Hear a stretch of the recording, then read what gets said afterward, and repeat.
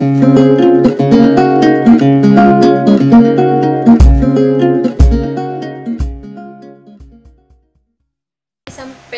berapa jam itu nggak ada panggilan gitu. Di situ gue kayak kecewa gitu, kayak belum ada panggilan gitu kan.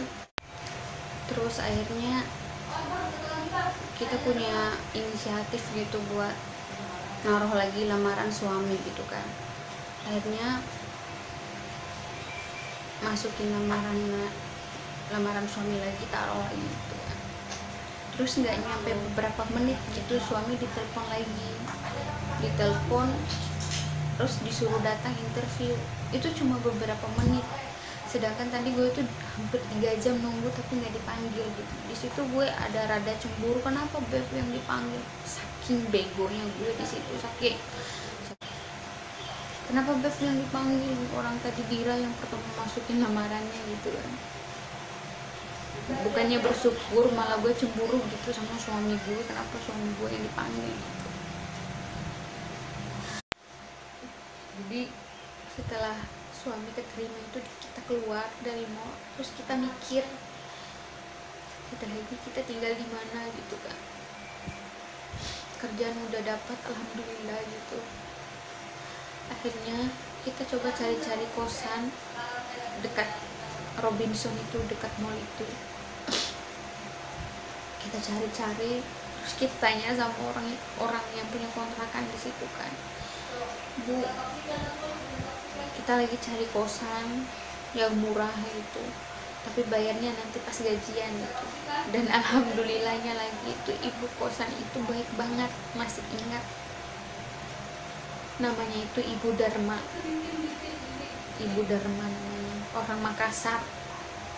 Terus kontrakannya itu bagus banget, tapi pada saat itu disuruh bayar 300.000.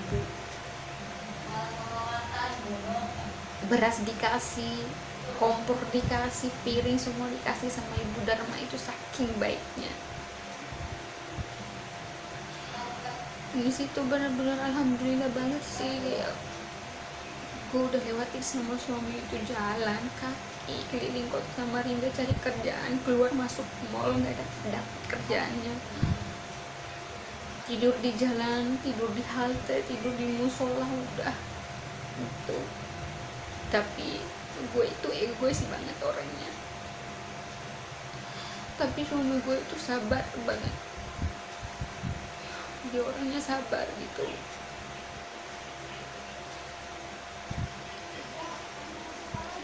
Pokoknya susah senang itu sudah kita lewatin gitu. Jadi waktu di Samarinda itu pas dia udah lama kerja gitu, setiap gajian itu kita pasti cari pasar malam kan buat beli bulanan kita itu. Jadi kalau setiap kita ke pasar itu, pasarnya kan jauh banget ya, pasarnya itu hampir 3 kilo. Bayangin 3 kilo.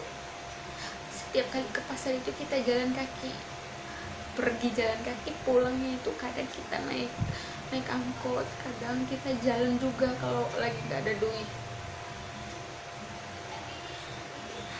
3 kilo kita lewatin setiap hari itu, rasanya gak jauh.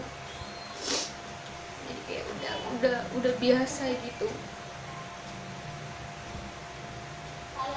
Terus udah beberapa bulan suami kerja di karaokean itu kan, gue setiap kali suami kerja gue pasti nungguin di sana.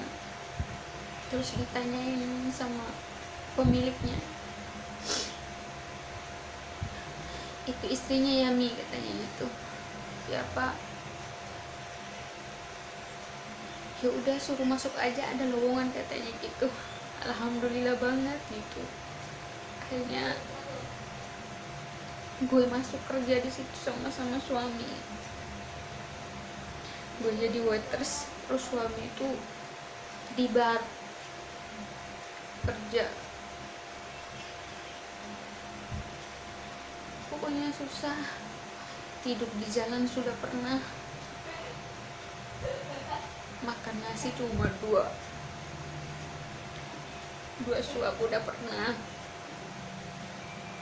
Tapi gue beruntung punya suami kayak suami gue. Mungkin banyak laki-laki yang sabar,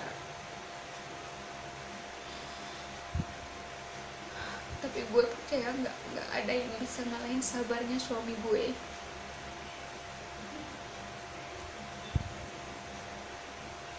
Dia baik banget sampai gue mikir dulu gue lakuin hal baik apa sampai Tuhan itu kasih suami yang baik banget kayak suami gue gitu. Gue tuh egois banget orangnya, digigit sama nyamuk aja itu gue salahin suami gue gitu.